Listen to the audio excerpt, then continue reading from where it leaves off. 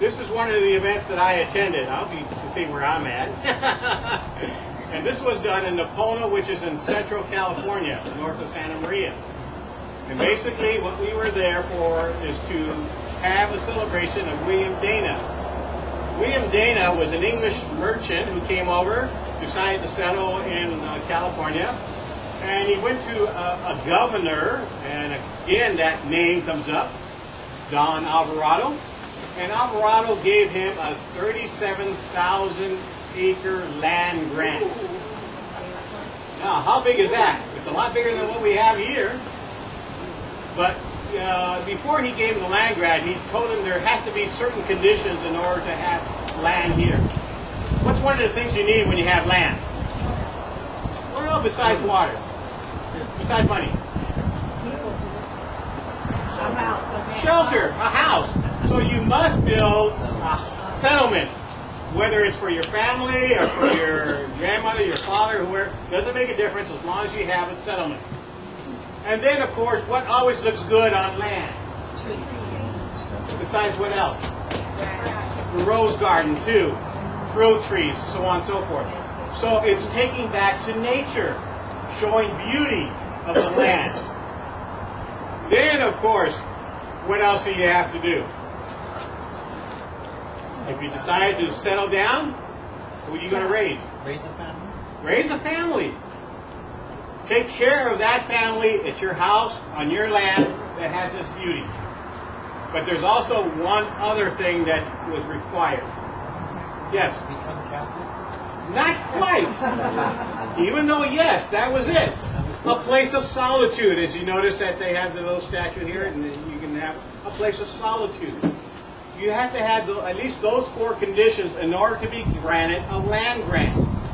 And besides that, you need to have money. But Mr. Dana ended up having enough money that Alvarado was able to give him that land grant.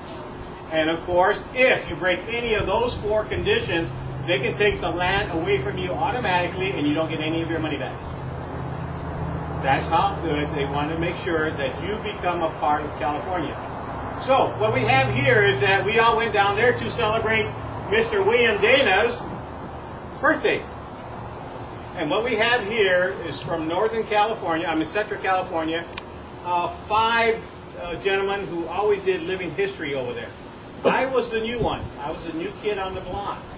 We have Mr. William Dana, who of course was, like I said, the English merchantman who had the 37,000 land grant. We have Mr. Nall, which is this gentleman right here. He was a painter, Charles Nall.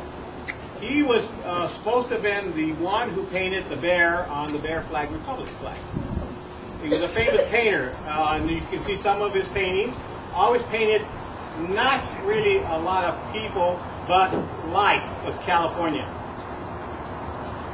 Over here, we have, let's see, what is this gentleman here? Let's see. No, this gentleman down here. This is Charles Nall. This is Mr. Benjamin Foxton. Now, Foxton was a California person. And during the Mexican War, he did something that you would not do. Now, if you were fighting on one side of the war, what would you not do to upset your people? Go to the other side. He led the United States forces under Fremont around the California ambush. So basically, he was able to traitor. Then we have Mr. William Tiff, this gentleman right here, who was going to marry Mr. Dana's oldest daughter. A businessman, lawyer, so on and so forth. Over here we have Mr. Andres Pico, who happened to be a friend of Mr. Dana, came over there. Of course, like I said, if you know anybody, you know the people from Monterey, you know the people from Los Angeles. People from Los Angeles, Pico brothers. A person from Monterey again is Mr. Alvarado.